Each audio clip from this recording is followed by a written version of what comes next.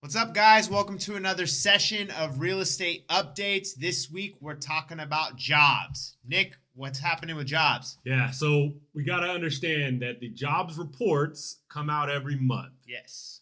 So the two main reports that we always are going to look at and analyze are first the BLS, or Bureau of Labor and Statistics. This comes out the first Friday of every month. Mm-hmm.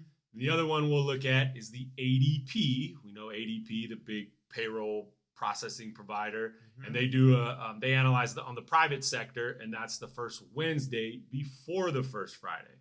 So we got some very interesting differences in the two reports that were just issued in February based on data obtained in January. Yes. Break down those numbers. Yes. So on Wednesday, the ADP report came out, and ADP services like 25 million clients. So they have a wide spread of institutions that they work with, and they reported a gain of 106,000 jobs.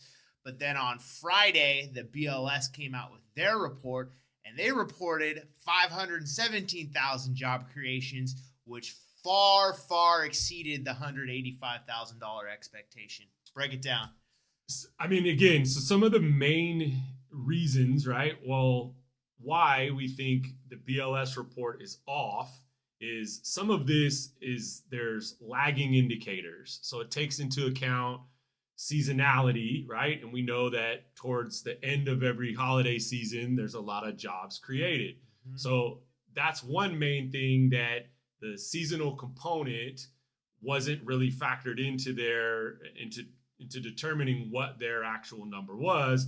When you look at it, almost 80% of the new jobs created were part-time jobs. Mm-hmm. Very big distinction there, right? The other thing is right now, based on where our current unemployment rate would be, it would be the lowest in over 40 years. Mm-hmm. And so I think some of that has to do with, a lot of the big jobs, the big layoffs we see on the tech sector. Mm-hmm. And again, turn on the news and all you see is Google laid off this many, Tesla laid off that many, Amazon laid off this many. I mean, and we're talking tens of thousands of jobs that are getting laid off. Now, a lot of those job contracts come with severance packages. Mm-hmm. And so a lot of times those people are not applying for unemployment right away.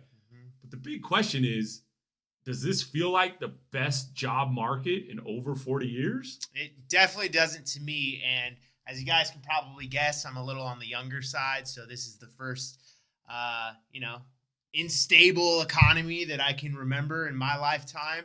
And for the first time in my life, I actually know people directly who are unemployed right now. They got laid off, specifically in the tech sector, a lot of people in the Bay Area. So for me, in my personal experience in my tribe of people that I know, it definitely doesn't feel like the best jobs market ever. So totally agree. And I think what this jobs report did was it put a pause to that aggressive momentum that we had, right? In inflation going down, mm-hmm. and interest rates going down. And so now you have jobs are better than ever. So now, hey, we better, take some more aggressive action to hike rates based on jobs. Mm-hmm. So again, the misinformation in this report hurt interest rates, and that's why you saw a significant jump in a short period of time.